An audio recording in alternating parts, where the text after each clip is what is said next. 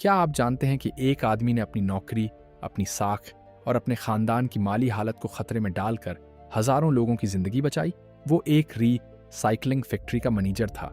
जब उसने देखा कि कंपनी जहरीला कचरा जमीन में दबा रही है तो उसके पास दो रास्ते थे, चुप रहना या सच बोलना। कंपनी के बड़े अफसरों ने उसे धमकियां दी, इसकी नौकरी चली गई। लोगों ने उसके खिलाफ झूठे इल्जामात लगाए, लेकिन वो नहीं रखा। उसकी बात से पूरे इलाके की सफाई शुरू हुई।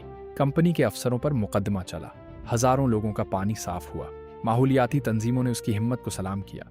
इसे API में अच्छी नौकरी मिल गई। लोग उससे पूछते हैं कि तुमने इतना बड़ा खतरा क्यों उठाया? वो कहता है, चुप रहने से मेरी नौकरी बच जाती, लेकिन बोलने से पूरी कम्युनिटी बच गई।